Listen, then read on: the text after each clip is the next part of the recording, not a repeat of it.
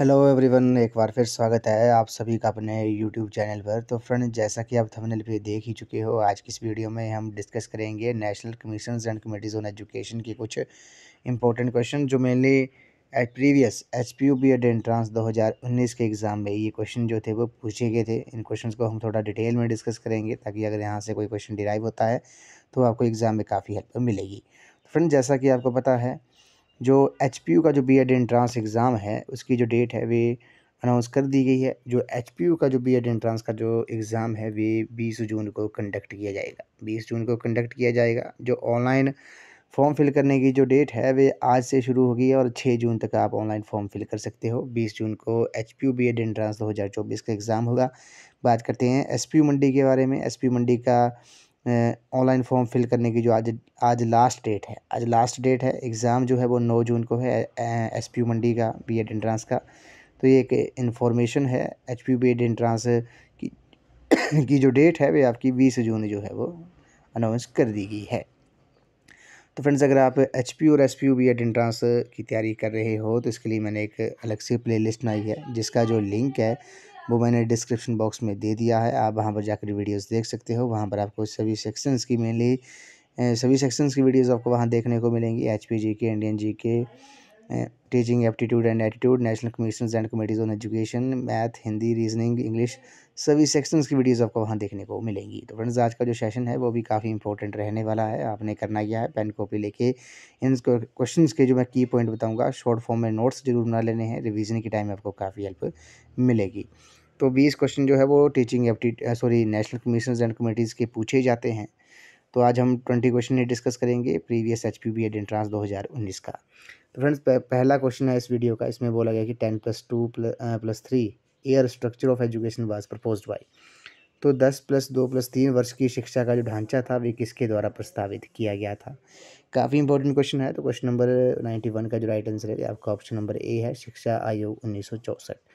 तो education commission 1964 ने 10+2+3 का जो ढांचा था वे प्रस्तावित किया था, कि उसे प्रपोज्ड किया था। तो ऑप्शन नंबर ए इस क्वेश्चन का राइट आंसर है। इसको अब थोड़ा हम डिटेल में डिस्कस कर लेते हैं। तो सबसे पहले आपने याद रखना है एजुकेशन कमीशन 1964, जिसे भारतीय शिक्षा आयोग कहा जाता है, भारतीय शिक्षा इंडियन एजुकेशन कमीशन कहा जाता है। इसके बारे में थोड़ा हम डिटेल में डिस्कस कर लेते हैं। तो 14 जुलाई 1964 को, ये आपने नोट कर लेना है, 14 जुलाई 1964 को भारत सरकार द्वारा डॉक्टर DS कोठारी, इसे कोठारी आयोग के नाम से भी जाना जाता है एजुकेशन कमीशन को। ये भी आपसे एग्जाम में पूछ सकते हैं कि इंडियन एजुकेशन कमीशन को और किस नाम से जानते हैं। तो इंडियन एजुकेशन कमीशन को कोठारी कमीशन के नाम से जाना जाता है। 14 जुलाई 1964 को भारत सरकार द्वारा डॉक्टर DS कोठारी की अध्यक्षता में भारतीय शिक्षा आयोग की नियुक्ति की गई थी। तो इसके जो अध्यक्ष थे वे कौन थे? वे DS कोठारी, दौलत सिंह कोठारी थे। इनकी अध्यक्षता में 14 जुलाई 1964 को भारत सरकार ने भारतीय शिक्षा आयोग की नियुक्ति की और इसने अपनी जो रिपोर्ट थी वो सबमिट की थी 29 जून 1966 को। तो 29 जून 1966 को जो कोठारी कमीशन ने अपनी जो रिपोर्ट थी वे सबमिट करवाई थी और नियुक्ति जो हुई थी वो 14 जुलाई 1964 को हुई थी। ये आपने याद रखना है। तो इंडियन एजुकेशन कमीशन को और किस नाम से जाना जाता है? इसे कोठारी कमीशन के नाम से जाना जाता है। ये आपने नोट कर लेना है। 14 जुलाई 1964 को इसकी नियुक्ति हुई थी। 29 जून 1966 को इसने अपनी रिपोर्ट जो थी वो सबमिट की थी। तो ऑप्शन नंबर ए इस क्वेश्चन का राइट आंसर है। 10+2+3 वर्ष की शिक्षा का ढांचा जो था वो शिक्षा आयोग कोठारी कमीशन द्वारा ही प्रस्तावित जो था वो किया गया था। नेक्स्ट क्वेश्चन पे चलते हैं। इसमें बोला गया कि when was the central information commission establish. तो केंद्रीय सूचना आयोग की जो स्थापना थी वे कब की गई थी? तो केंद्रीय सूचना आयोग की जो स्थापना थी वे वर्ष 2005 में की गई थी। ऑप्शन नंबर बी जो है इस क्वेश्चन का राइट आंसर है। When was the central information commission establish. तो इसकी जो स्थापना थी वे 12 अक्टूबर, डेट भी आपने याद रखनी है, 12 अक्टूबर 2005 को इसकी स्थापना हुई थी। ऑप्शन नंबर बी इस क्वेश्चन का राइट आंसर है। अगले प्रश्न में चलते हैं। Where is the headquarter of national human rights commission. तो राष्ट्रीय मानवाधिकार आयोग का जो मुख्यालय है वे कहाँ पर स्थित है? तो क्वेश्चन नंबर 93 का जो राइट आंसर है आपका ऑप्शन नंबर ए है, दिल्ली जो है इस क्वेश्चन का राइट आंसर है। नेशनल ह्यूमन राइट्स कमीशन का जो हेडक्वार्टर है वे आपका दिल्ली में है। ऑप्शन नंबर ए इस क्वेश्चन का राइट आंसर है।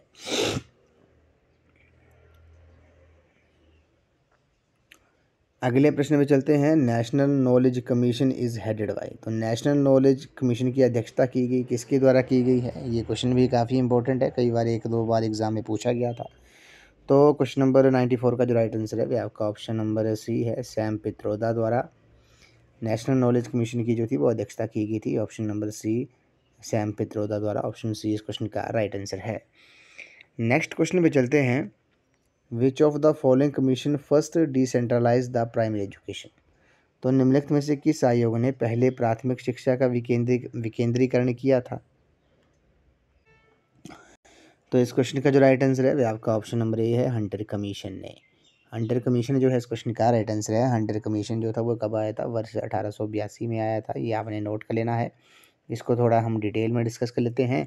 तो हंटर आयोग ने पहले प्राथमिक शिक्षा का विकेंद्रीकरण जो था वो डिसेंट्रलाइज जो था वो किया था। तो हंटर कमीशन 1882 में आया था। आयोग की नियुक्ति के बारे में बात करते हैं। तो लॉर्ड रिपन ने 3 फरवरी 1882 को विलियम हंटर, ये आपने याद रखना है, हंटर कमीशन के जो अध्यक्ष थे वे कौन थे? वे विलियम हंटर थे। लॉर्ड रिपन ने 3 फरवरी 1882 को विलियम हंटर की अध्यक्षता में भारतीय शिक्षा आयोग नियुक्त किया। हंटर कमीशन को भारतीय शिक्षा आयोग के नाम से भी जाना जाता है, ये भी आपने याद रखना है। इस आयोग को मुख्यतः हंटर आयोग के नाम से जाना जाता है। आयोग में जो थे वो 20 सदस्य थे। कितने सदस्य थे? टोटल 20 मेंबर थे।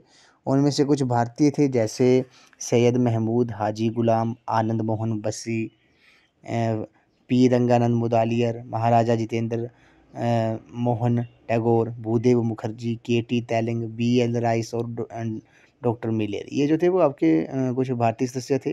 और जो आयोग के जो उद्देश्य थे वे थे, हंटर आयोग की जो नियुक्ति मुख्यतः 1854 से लेकर भारत में शिक्षा प्रगति का पुनराविलोकन करना तथा सुधार के सुझाव जो था वो देना था। इसका जो मेनली उद्देश्य था, ये आपने याद रखना है। तो हंटर कमीशन जो था वो कब आया था? 1882 आया था। इसकी जो अध्यक्षता थी वो किसने की थी? विलियम हंटर ने की थी। उसके बाद इस आयोग ने पहले प्राथमिक शिक्षा प्राइमरी एजुकेशन का विकेंद्रीकरण किया था, ये भी आपने याद रखना है। आयोग ने सरकार को प्राथमिक शिक्षा का विस्तार करने की संस्तुति दी थी, हंटर कमीशन ने। और प्राथमिक शिक्षा में शिक्षा का जो माध्यम है वे मातृभाषा, स्वदेशी या अन्य भारतीय भाषाएं होनी चाहिए, ये भी इसकी संस्तुति थी हंटर कमीशन की। प्राथमिक स्तर की शिक्षा के पाठ्यक्रम निर्धारण में राज्य को खुली छूट देनी चाहिए, ये भी इसने आयोग ने कहा था। अगले प्रश्न में चलते हैं। Who was the first chairman of university grant commission, UGC के जो फर्स्ट चेयरमैन थे वे कौन थे? विश्वविद्यालय अनुदान आयोग के जो पहले अध्यक्ष थे वे कौन थे? क्वेश्चन नंबर 96 का जो राइट आंसर है वह आपका ऑप्शन नंबर सी है, प्रोफेसर एस भटनागर जो थे। प्रोफेसर एस भटनागर जो थे वो विश्वविद्यालय अनुदान आयोग के पहले अध्यक्ष थे। शांति स्वरूप भटनागर जो थे वे आपके विश्वविद्यालय अनुदान आयोग के पहले अध्यक्ष थे, प्रोफेसर एस भटनागर, ये आपने नोट कर लेना है। क्वेश्चन नंबर 97 में चलते हैं। First open university in India was established in the year, तो भारत में पहला मुक्त विश्वविद्यालय जो था वे किस वर्ष में स्थापित किया गया था? तो काफ़ी इंपॉर्टेंट क्वेश्चन है। तो भारत में जो पहला मुक्त विश्वविद्यालय था वे 1982 में स्थापित किया गया था। 97 का जो राइट आंसर है वह आपका ऑप्शन नंबर बी हो जाएगा। ऑप्शन बी जो है इस क्वेश्चन का राइट आंसर है। अगले प्रश्न में चलते हैं। Fair and free election means, तो निष्पक्ष और स्वतंत्र चुनाव का जो अर्थ है वे क्या होता है? तो इस क्वेश्चन का जो राइट आंसर है वह आपका ऑप्शन नंबर बी है, कानून और व्यवस्था बनाए रखने के लिए। जो फेयर एंड फ्री इलेक्शन का जो मतलब होता है वे आपका to maintain law and order, यानी कि कानून और व्यवस्था बनाए रखने के लिए, ये आपने याद रखना है। तो ऑप्शन नंबर बी इस क्वेश्चन का राइट आंसर है। क्वेश्चन नंबर 99 पे चलते हैं। क्लास स्टैंड्स फॉर, तो क्लास की जो फुल फॉर्म होती है ये भी आपसे एग्जाम में पूछ सकते हैं। तो क्लास से तात्पर्य है, तो क्लास से तात्पर्य क्या है? इसका जो मीनिंग है वो complete literacy and studies in schools.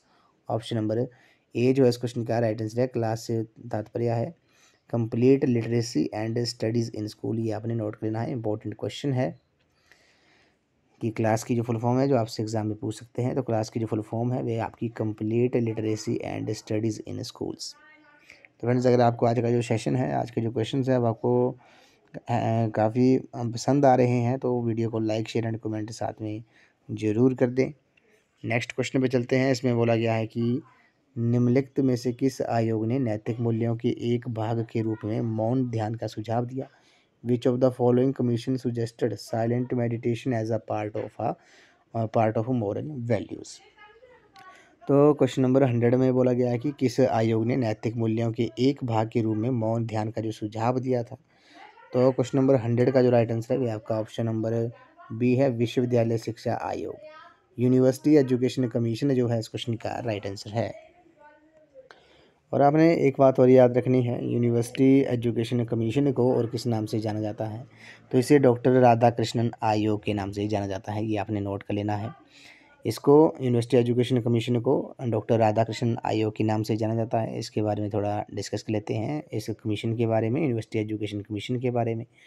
तो विश्वविद्यालय शिक्षा आयोग का जो गठन था वे बनारस हिंदू विश्वविद्यालय के पूर्व उपकुलपति व भारत के दूसरे राष्ट्रपति और पहले उपराष्ट्रपति डॉक्टर सर्वपल्ली राधाकृष्णन की अध्यक्षता में हुआ था, इसका जो गठन था। और इस आयोग का उद्घाटन जो था वह तत्कालीन शिक्षा मंत्री श्री अबुल कलाम आज़ाद के द्वारा 6 दिसंबर 1948 को किया गया था।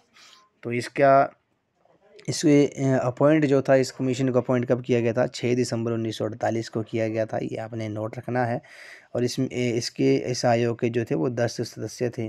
कौन कौन थे? Doctor Tarachand, doctor Zakir Hussain, doctor A Lakshmana Swami Mudaliar, doctor ओथर sir James Meghnad Saha, doctor Karm Narayan Bahl, doctor John J Tigert और श्री एन के सिद्धांता जो वो सचिव थे। तो ये आपने याद रखना है कि विश्वविद्यालय शिक्षा आयोग को यूनिवर्सिटी एजुकेशन कमीशन को और किस नाम से जाना जाता है? तो उसे राधाकृष्णन आयोग के नाम से जाना जाता है।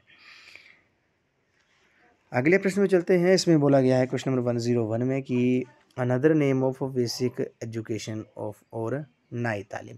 तो बेसिक शिक्षा अथवा नई तालीम का जो दूसरा नाम है वे क्या है? तो इस क्वेश्चन का जो राइट आंसर है वो आपका ऑप्शन नंबर सी है, वर्धा शिक्षा आयोजना योजना जो है इस क्वेश्चन का राइट आंसर है। वर्धा एजुकेशन स्कीम जो थी उसे और बेसिक एजुकेशन और नई तालीम के नाम से जाना जाता है, ये आपने नोट कर लेना है। वर्धा स्कीम से जो है वो पहले भी कई बार क्वेश्चन जो है वो पूछा गया है, तो अब इसके बारे में भी बात कर लेते हैं। वर्धा शिक्षा स्कीम के बारे में हम थोड़ा सा डिस्कस कर लेते हैं। तो गोखले का जो प्रस्ताव था, तो बेसिक शिक्षा जो थी वर्धा शिक्षा योजना के बारे में बात करते हैं। इसने जो था प्राथमिक शिक्षा सुधार के लिए जो था वो काफ़ी इन्होंने बल दिया था। जो बेसिक एजुकेशन थी, वर्धा शिक्षा स्कीम जो थी। और आपसे एग्ज़ाम में पूछ सकते हैं कि वर्धा शिक्षा योजना का जो संबंध है वे किससे है? तो वो महात्मा गांधी जी से है, ये भी आपने याद रखना है। क्वेश्चन नंबर 102 पे चलते हैं। इसमें बोला गया है कि who gave the slogan each one teach one. तो हर एक को एक सीख दो का नारा दिया था, वे किसने दिया था? ये क्वेश्चन भी कई बार एग्ज़ाम में पूछा गया है। तो ईच वन टीच वन का जो स्लोगन था वे महात्मा गांधी जी द्वारा दिया गया था। ऑप्शन नंबर बी जो है इस क्वेश्चन का राइट आंसर है। ईच वन टीच वन जो है वो आपका उसका जो स्लोगन था, वे नारा था, वे महात्मा गांधी जी ने दिया था। क्वेश्चन नंबर 103 पे चलते हैं। In which year grant in aid system was introduce. तो किस वर्ष अनुदान सहायता प्रणाली जो थी वो आरंभ हुई थी? तो क्वेश्चन नंबर 103 का जो राइट आंसर है वो आपका ऑप्शन नंबर बी हो जाएगा। 1852 जो है 1852 जो है इस क्वेश्चन का राइट आंसर है। वैसे मेनली ये 1852 53 था इसका जो आंसर था, लेकिन ऑप्शन में यही है, तो ये भी आपने नोट कर लेना है। जो ग्रांट इन एड सिस्टम जो था वो इंट्रोड्यूस किया गया था 1852 में। ऑप्शन बी इस क्वेश्चन का राइट आंसर है। 1852-53 भी अगर ऑप्शन में होगा तो वो भी उसका सही आंसर होगा। अगले प्रश्न में चलते हैं। Who gave his reports on general education in 1937। तो 1937 में सामान्य शिक्षा पर अपनी रिपोर्ट जो थी वो किसने दी थी? तो क्वेश्चन नंबर 104 का जो राइट आंसर है वो आपका ऑप्शन नंबर है बी है, वुड जो है इस क्वेश्चन का राइट आंसर है। 1937 में सामान्य शिक्षा पर जनरल एजुकेशन पर वुड ने जो थी वो अपनी रिपोर्ट जो थी वो दी थी। तो ऑप्शन नंबर बी इस क्वेश्चन का राइट आंसर है। अगले प्रश्न में चलते हैं। The term of reference of Mudaliar commission, Mudaliar आयोग निम्न में से संबंधित था। मुदालियर कमीशन जो है वो भी काफ़ी इंपॉर्टेंट है। तो क्वेश्चन नंबर 105 का जो राइट आंसर है वो आपका ऑप्शन नंबर बी है, माध्यमिक शिक्षा जो है इस क्वेश्चन का राइट आंसर है। मुदालियर आयोग जो था वो किससे संबंधित था, वे सेकेंडरी एजुकेशन से संबंधित था। ऑप्शन नंबर बी इस क्वेश्चन का राइट आंसर है।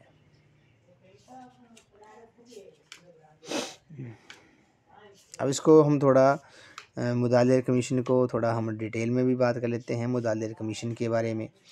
तो ये आपने याद रखना है कि मुदालियर कमीशन को, मुदालियर आयोग को माध्यमिक शिक्षा आयोग, सेकेंडरी एजुकेशन कमीशन के नाम से भी जाना जाता है। ये भी आपने नोट कर लेना है कि मुदालियर आयोग को किस नाम से जाना जाता है, सेकेंडरी एजुकेशन कमीशन के नाम से जाना जाता है। अब इसको थोड़ा डिटेल में डिस्कस लेते हैं। 23 सितंबर 1952 को भारत सरकार ने डॉक्टर ए लक्ष्मण स्वामी मुदालियर, जो कि उप कुलपति थे मद्रास यूनिवर्सिटी के, उनकी अध्यक्षता में माध्यमिक शिक्षा आयोग की नियुक्ति की थी। और इस आयोग ने, इस कमीशन ने 29 अगस्त 1953 को अपना प्रतिवेदन जो था वो प्रस्तुत किया था, अपनी रिपोर्ट जो थी वो सबमिट की थी। तो मुदालियर कमीशन को और किस नाम से जाना जाता है, सेकेंडरी एजुकेशन कमीशन के नाम से जाना जाता है। इसकी जो नियुक्ति थी, अपॉइंट किया गया था इस कमीशन को, वे 23 सितंबर 1952 को किया गया था। भारत सरकार ने डॉक्टर ए लक्ष्मण स्वामी मुदालियर को इसका अध्यक्ष बनाया गया था, जो कि उप कुलपति वाइस चांसलर थे मद्रास यूनिवर्सिटी के। और इस कमीशन ने जो अपनी रिपोर्ट थी वे 29 अगस्त 1953 को सबमिट की थी। और doctor A N Basu, doctor Chari, Shrimati Hansa Mehta, professor John Christie, doctor Kenneth Ross Williams और श्री के जी सयादीन जो थे वो इस आयोग के सदस्य थे, ये आपने याद रखना है। और इसकी जो रिकमेंडेशन थी, संस्तुतियाँ थी इस कमीशन की, वे थी कि माध्यमिक शिक्षा की अवधि 11 से 17 वर्ष की आयु तक 7 वर्ष की होनी चाहिए और इसे 2 स्तरों में बांटा जाना चाहिए। 3 वर्ष का माध्यमिक स्तर होना चाहिए, उच्चतर माध्यमिक स्तर जो है वो 4 वर्ष का होना चाहिए। और इसने कहा था कि सभी लड़कियों के स्कूलों में गृह विज्ञान यानी कि होम साइंस के अध्ययन के लिए विशेष सुविधा जो है वो दी जानी चाहिए। और कृषि शिक्षा प्रदान करने पर बल देना चाहिए। और औद्योगिक केंद्रों में अधिक संख्या में तकनीकी विद्यालय जो है वो खोले जाने चाहिए। ये कुछ इसकी रिकमेंडेशन थी मुदालियर कमीशन की, सेकेंडरी एजुकेशन कमीशन की। उसके बाद बात करते हैं, अगले प्रश्न में बोला गया है कि किस आयोग ने विश्वविद्यालय पाठ्यक्रम में विज्ञान और प्रौद्योगिकी को शामिल करने की सिफारिश की। Which commission recommended the induction of applied science and technology in the university course. तो क्वेश्चन नंबर 106 का जो राइट आंसर है वह आपका ऑप्शन नंबर बी है, सैंडलर कमीशन जो है इस क्वेश्चन का राइट आंसर है। सैंडलर कमीशन ने विश्वविद्यालय पाठ्यक्रम में यूनिवर्सिटी कोर्स में साइंस और टेक्नोलॉजी, विज्ञान और प्रौद्योगिकी को शामिल करने की जो थी वो सिफारिश की थी। ये आपने याद रखना है किस आयोग ने की थी, वो सैंडलर आयोग ने की थी। अब हम बात करते हैं सैंडलर आयोग के बारे में। तो सैंडलर आयोग जो है ये आपने नोट कर लेना है। सैंडलर आयोग को कलकत्ता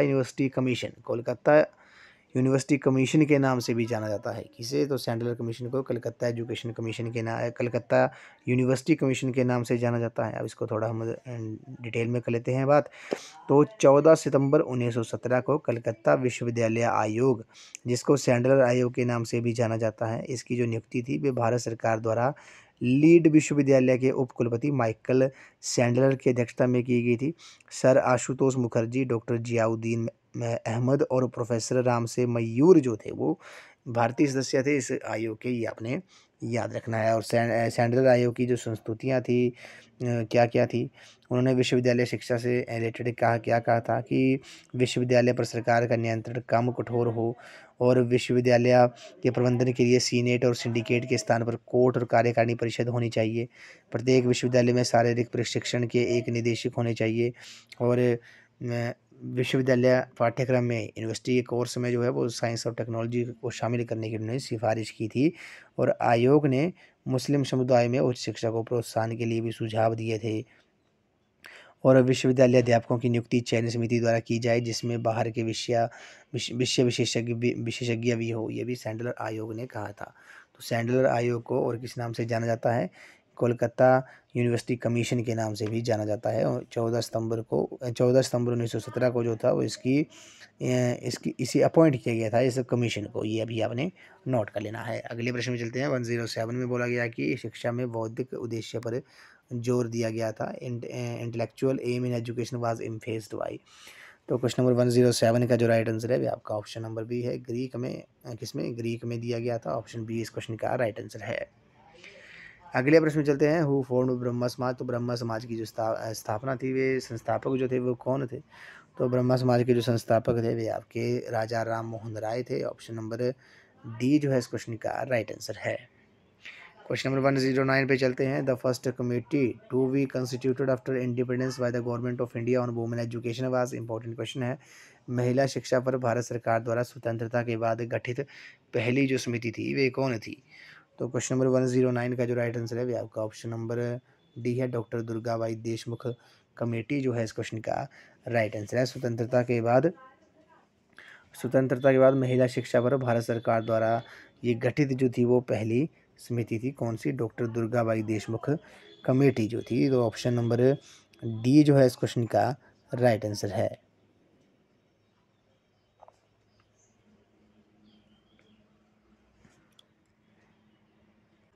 और इसकी जो नियुक्ति थी वे कब हुई थी? वे 1958 में हुई थी। ये भी आपने याद रखना है। तो महिला शिक्षा पर भारत सरकार द्वारा स्वतंत्रता के बाद जो पहली गठित समिति थी वे कौन थी? वे दुर्गाबाई देशमुख कमेटी थी, जिसकी जो नियुक्ति थी वे कब हुई थी? वे 1958 में हुई थी। 1958 में इसकी जो नियुक्ति थी वे हुई थी। ऑप्शन नंबर डी जो है इस क्वेश्चन का राइट आंसर है।